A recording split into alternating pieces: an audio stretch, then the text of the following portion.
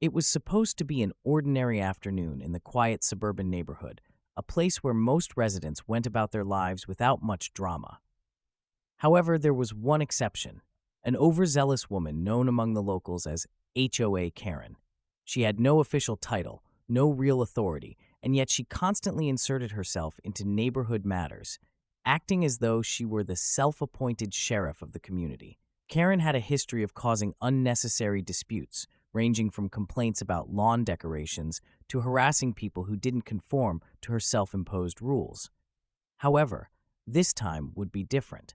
This time, Karen would take things too far. It all began when Jake, a friend of a homeowner in the neighborhood, arrived for a visit. He parked his car legally on the street, ensuring that he wasn't blocking a driveway or violating any actual laws. The home he was visiting was not even under the jurisdiction of the HOA, but that didn't stop Karen from marching over the moment she spotted the vehicle. She stormed across the street, an intense look of self-righteous determination on her face. Jake barely had time to step out of his car before she was upon him, arms crossed, her expression one of unmistakable disapproval. "You can't park here," she snapped, her voice already carrying an authoritative edge. Jake, caught off guard, turned to face her. "I'm just visiting a friend," he replied, keeping his tone neutral. "This is private HOA property," Karen insisted. "Only residents and approved visitors are allowed to park here."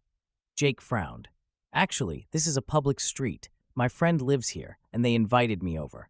I'm not breaking any laws." Karen's eyes narrowed. She didn't like being challenged. For years, she had relied on intimidation and the assumption that others wouldn't push back. But Jake wasn't some timid newcomer. He was confident, composed, and not easily manipulated. "I'll have you towed," she threatened. Jake shrugged. "You can't tow a legally parked car on a public street." The argument escalated quickly, drawing the attention of nearby neighbors. People peeked through their windows, some even stepping outside to observe. They had seen Karen pull stunts like this before, but this time, something was different.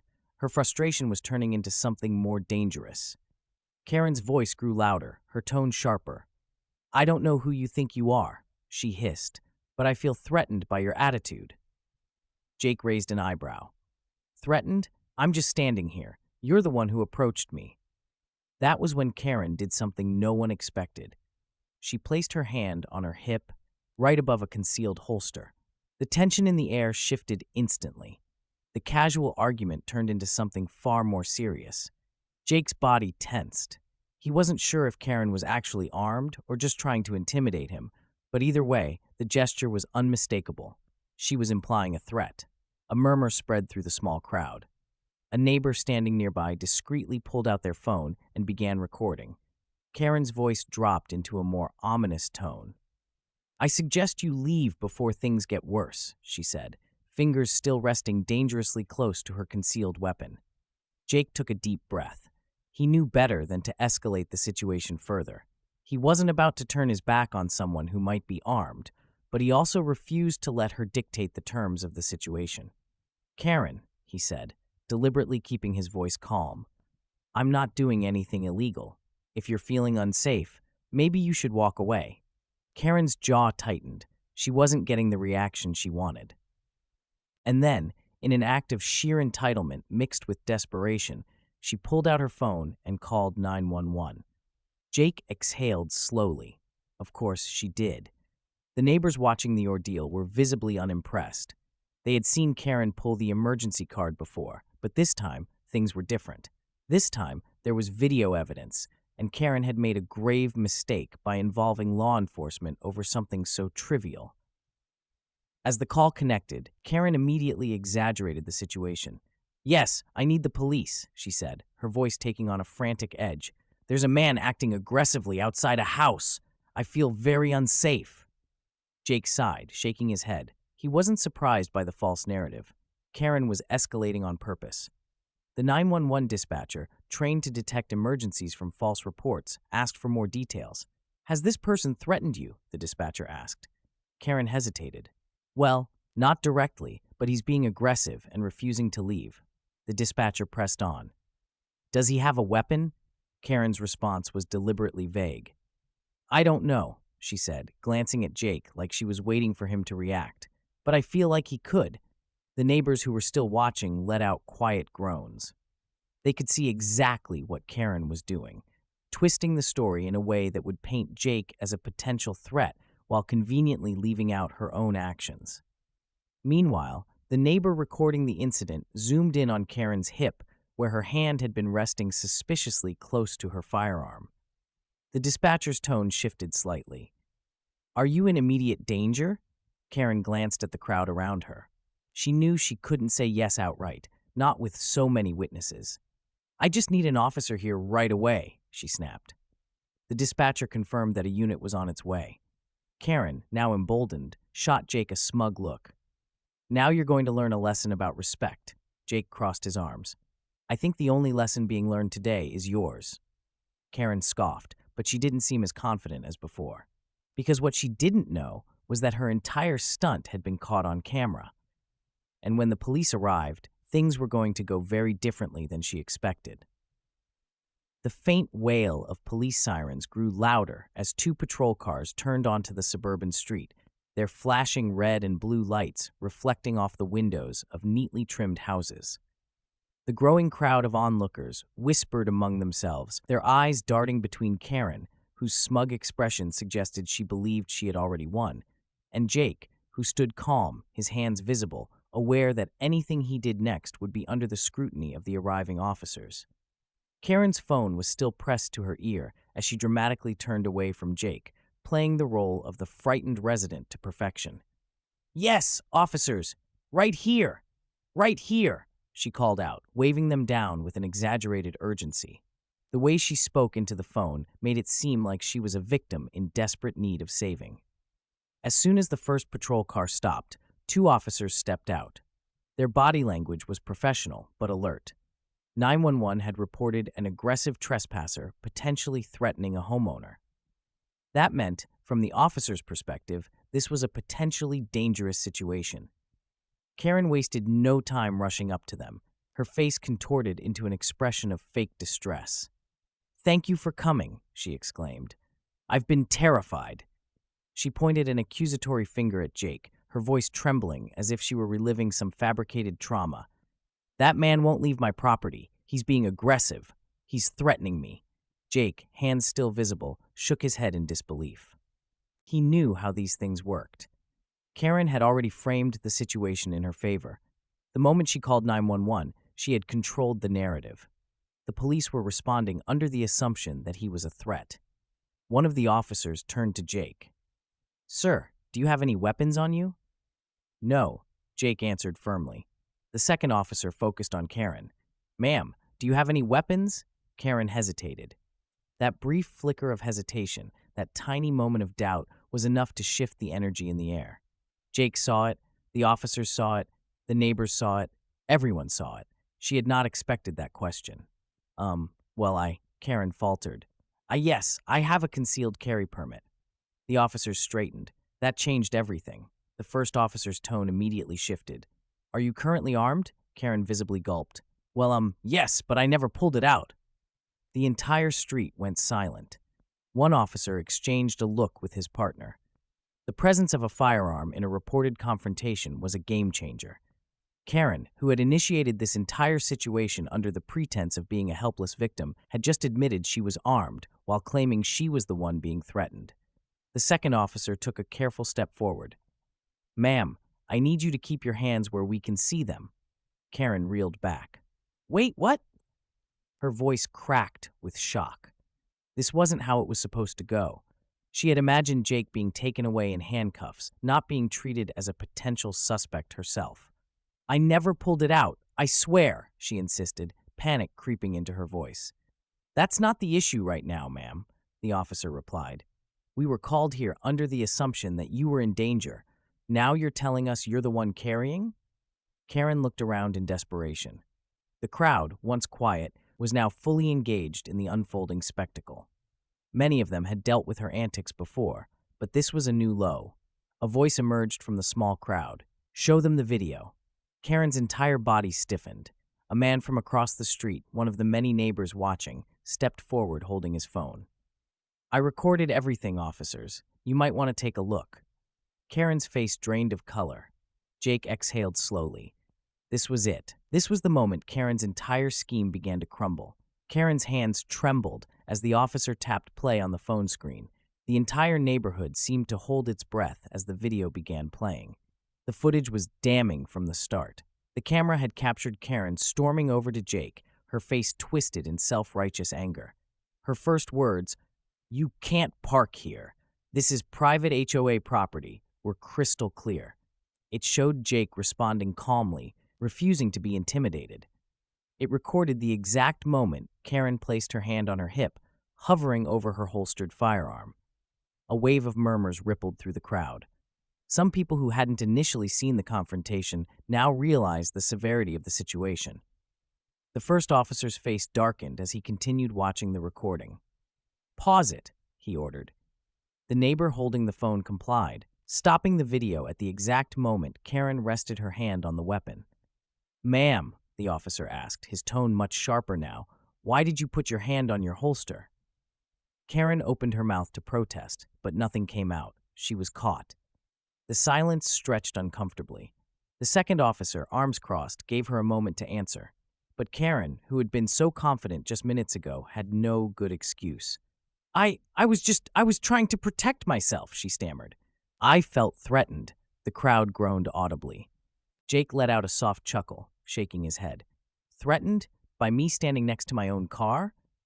Karen whipped around, pointing a trembling finger at Jake. "He was acting aggressive. He was making me nervous." The officer raised an eyebrow. "Aggressive?" He gestured to the paused video. "All I see here is you getting in his face." Karen's breathing became uneven. The second officer glanced at his partner, then at Karen. "Let's continue watching." The video resumed. It captured Karen's escalating hostility, her voice growing louder, her posture growing more combative. Jake, standing his ground but remaining calm and reasonable, continued to refute Karen's claims. Then, the most crucial part, the video clearly caught Karen dialing 911, her words exaggerated, painting Jake as a physical threat. She had lied to the dispatcher, saying that Jake was acting aggressive and that she didn't know if he had a weapon.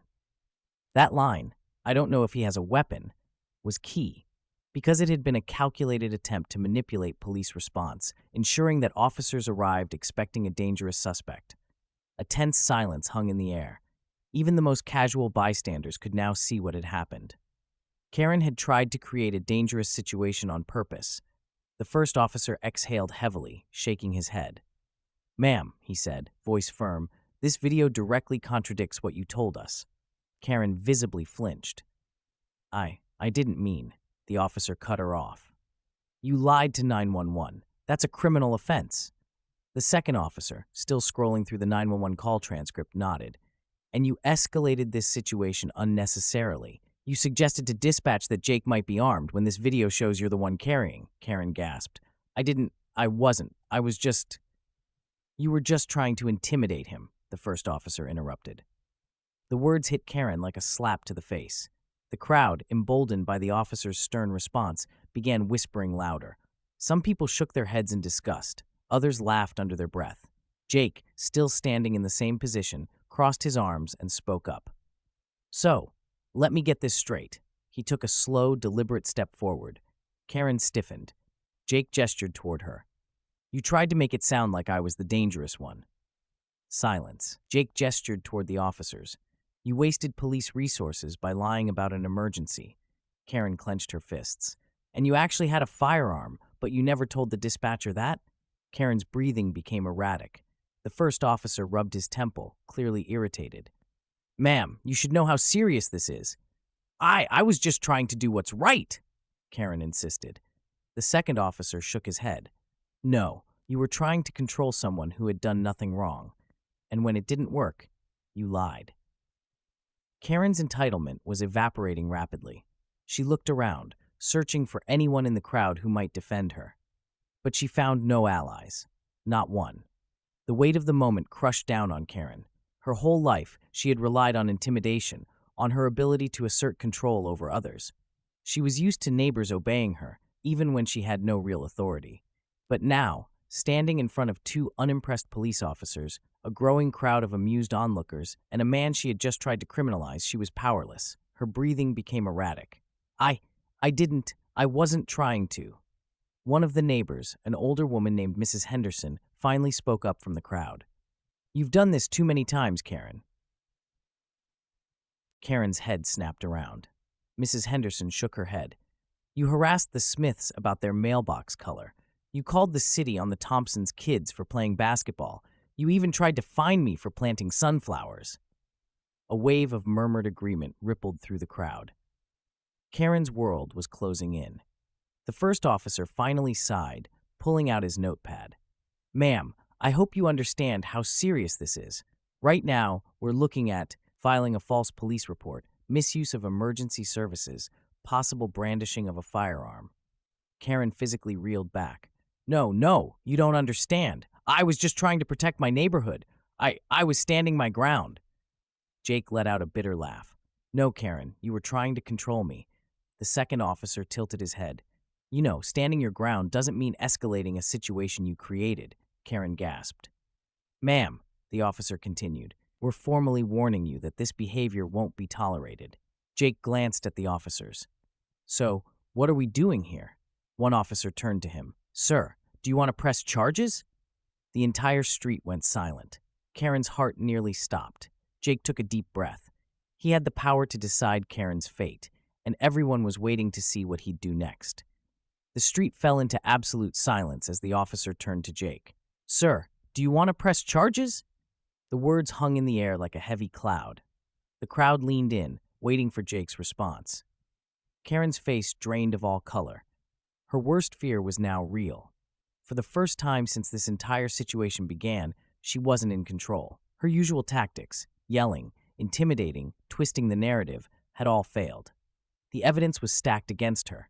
The video clearly showed her initiating the confrontation. The 911 call log exposed her blatant lies about Jake being a threat.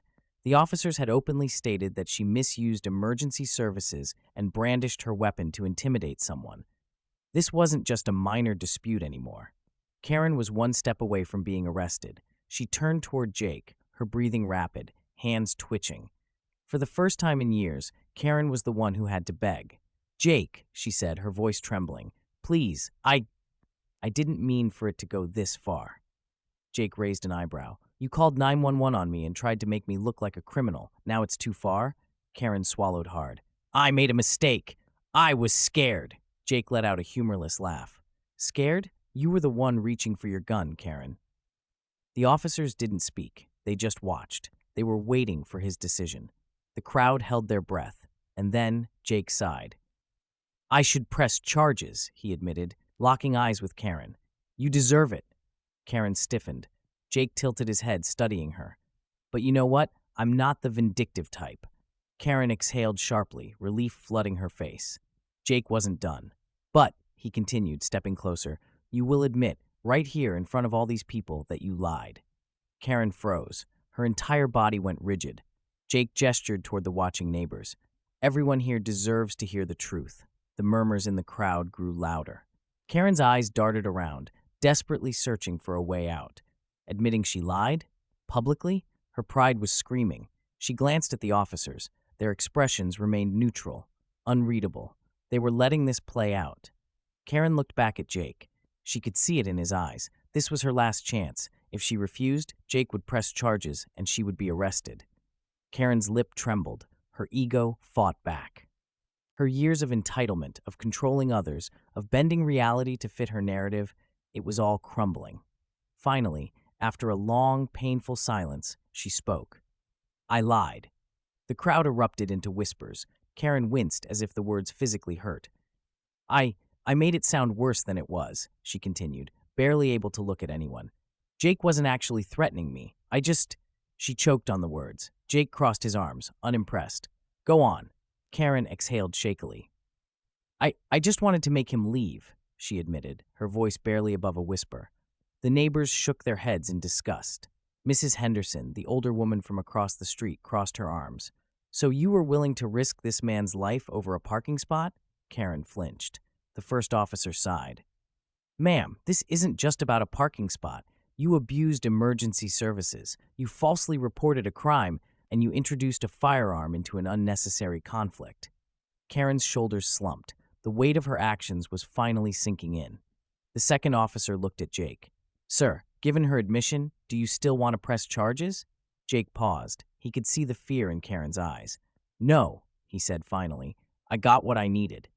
Karen nearly collapsed with relief. But the officer wasn't done. The first officer pulled out his citation book. Ma'am, he said firmly, even though he's choosing not to press charges, we are formally citing you for misuse of emergency services. Karen's mouth dropped open. What? But he just said. The second officer cut her off.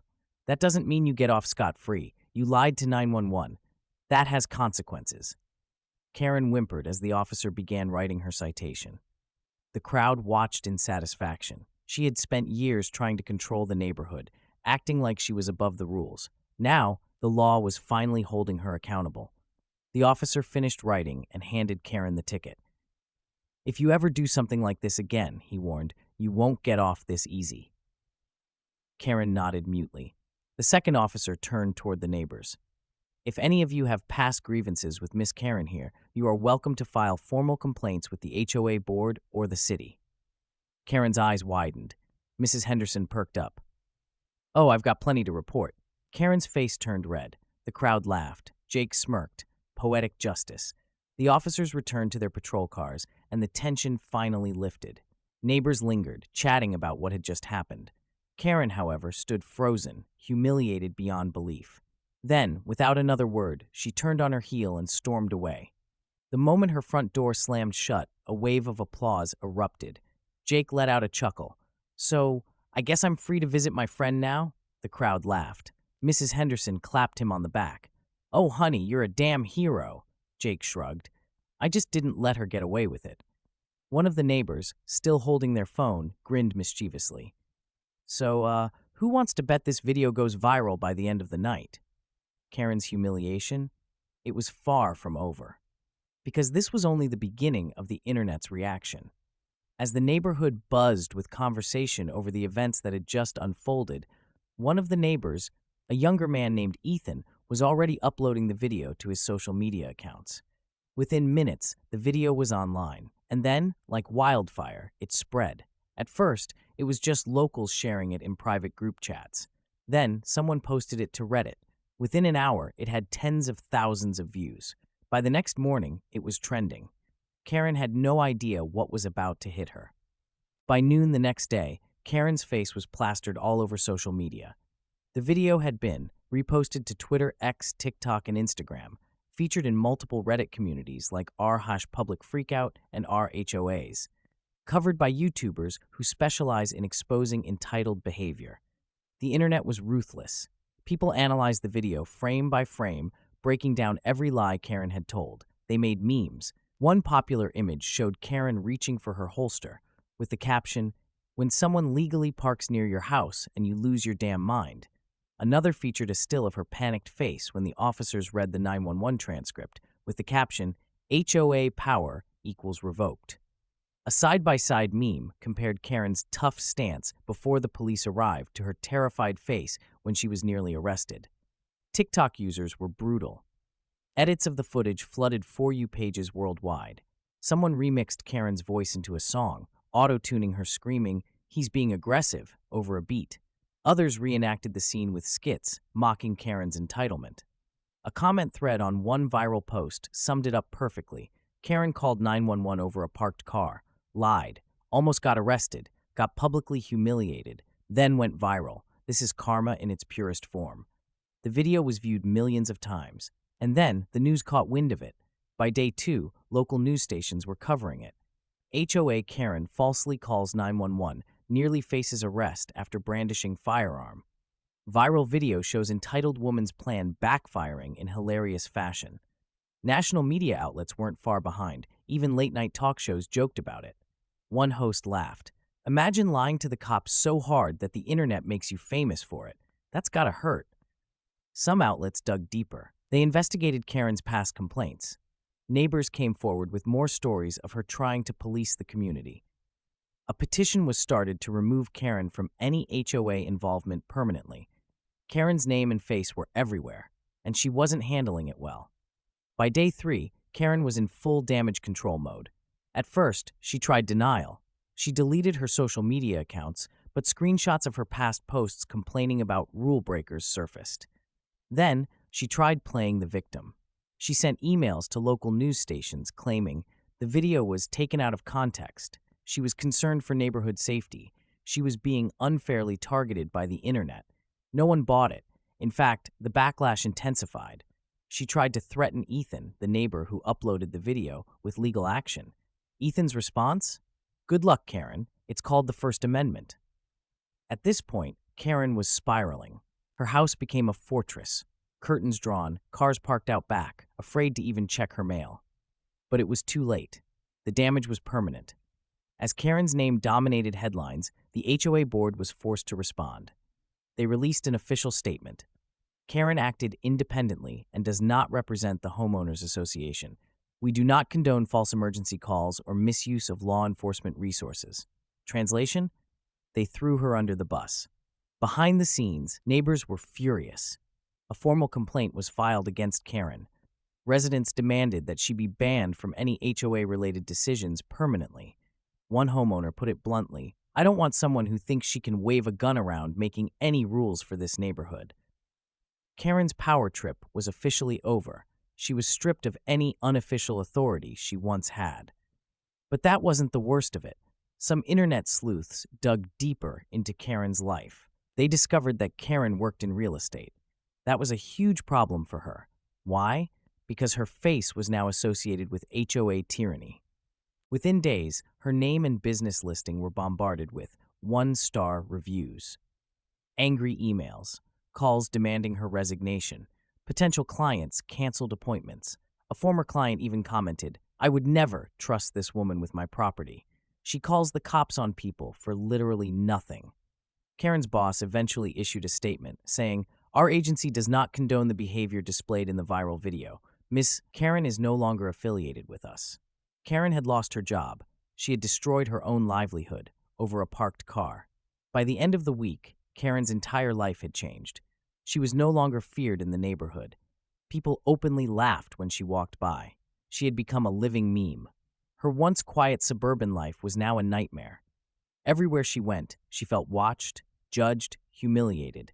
Her neighbors didn't respect her anymore. And even worse, her own family was embarrassed. Her adult children cut contact, mortified by her actions. At one point, she tried selling her house, hoping to start fresh somewhere else. But with her face still viral, who would want to buy from HOA Karen? And so she stayed, but she was never the same. She became a shadow of her former self, silent, withdrawn, no longer ruling the neighborhood. Her days of power were gone. Now, she was just another cautionary tale of what happens when entitlement goes too far. For years, Karen had walked through the neighborhood like she owned it. She had been the self-appointed enforcer, dictating who could park where, what people could put in their yards, and how she thought the community should be run. But now, she barely left her house. The once loud and domineering woman had become a ghost. Her curtains were always drawn. Her car was parked out back, away from view. She avoided eye contact whenever she had to step outside. The transformation was complete. Karen wasn't the neighborhood tyrant anymore. She was the local embarrassment. The morning after Karen's downfall, an emergency HOA meeting was called. Dozens of residents showed up, more than ever before. Why? Because people were furious. Karen had misused the HOA's name to intimidate people, created unnecessary drama over something trivial, put someone's life at risk just to prove a point. And worst of all, she had lied to the police and brought a firearm into the equation. The meeting wasn't just about Karen anymore. It was about fixing what she had turned the HOA into. A motion was put forward. Effective immediately, Karen shall be permanently removed from all HOA-related discussions, meetings, and decisions. She will have no say in any future policies or enforcement. The motion passed with a unanimous vote. One of the board members even commented, "We have to make it clear, this is a community, not a dictatorship. People like Karen will never control us again." For Karen, this was the final nail in the coffin. She had spent years trying to make the HOA her personal playground. Now, she was officially powerless. She wasn't just hated, she was irrelevant. With Karen gone, a strange thing happened. The neighborhood became peaceful. For the first time in years, kids played outside without Karen calling in noise complaints. Families parked their cars freely without threats of towing. People put up holiday decorations without being harassed. One resident even joked, "I forgot how nice it was to live here without someone breathing down our necks." Karen had spent so long terrorizing the community that people forgot what normal life felt like. Now, with her power trip over, the neighborhood was finally free. After weeks of isolation, Karen made one last attempt to repair her image. She emailed an apology letter to the HOA board. In it, she claimed she had acted out of concern for the community. She was deeply sorry for any misunderstandings. She wanted a chance to be involved again. The board's response? Silence. Karen had burned too many bridges. Nobody was interested in her redemption arc. She wasn't concerned for the community. She had tried to control it, and she had lost. Before her downfall, Karen had a small circle of fellow HOA fanatics. But after the video went viral, they disappeared. Nobody wanted to be associated with her humiliation. Karen tried to organize a small support group of sympathetic neighbors, hoping to rebuild her influence. Only one person showed up, and that was out of pity. Karen hadn't just lost control. She had lost everything. Even though Karen stayed out of sight, her name never disappeared. She had become a legend in the neighborhood, but not in the way she wanted. People started using her name as a verb. "Don't Karen me right now," when someone exaggerated a minor issue. "Oh, is she pulling a full Karen?" when someone was unnecessarily calling the authorities. "Better be careful, or you'll get Karened right out of the HOA. Even years later, her name was still whispered as a warning. She had cemented herself in neighborhood history, not as a leader, not as an enforcer, but as a joke. By now, Karen had become a complete recluse. She couldn't go anywhere without feeling watched, judged, or laughed at. Her family rarely visited. Her old job wouldn't take her back. She had no real friends left. And so one day, her house went up for sale. The listing appeared quietly, without fanfare. Karen was trying to leave, but there was one last problem. Her name was too infamous. Potential buyers, upon learning who owned the house, backed out. One of them even commented, "Oh, that's HOA Karen's place? No thanks. I don't want that bad energy." For months, the house sat unsold. Karen was trapped, forced to live in the very neighborhood that despised her. Her legacy had ensured she could never truly escape. As time passed, Karen slowly faded from public view. She still lived in the neighborhood, but she stopped attending HOA meetings. She never spoke to her neighbors. She was never seen at social gatherings. It was as if she had ceased to exist. But the neighborhood remained changed forever. Her downfall served as a warning. People stood up against HOA overreach. New rules were put in place to protect residents from harassment. The HOA became less strict, less intrusive, more about actual community. And that was the greatest irony. Karen had spent years trying to enforce her vision of control. But in the end, she had made the neighborhood stronger without her. Jake, the man she had tried to criminalize, later summed it up best. She thought she could control everything. Now she controls nothing. And with that, HOA Karen's story was complete. She had been exposed, she had been humiliated, she had been forgotten. But the lesson she left behind, that would never be forgotten.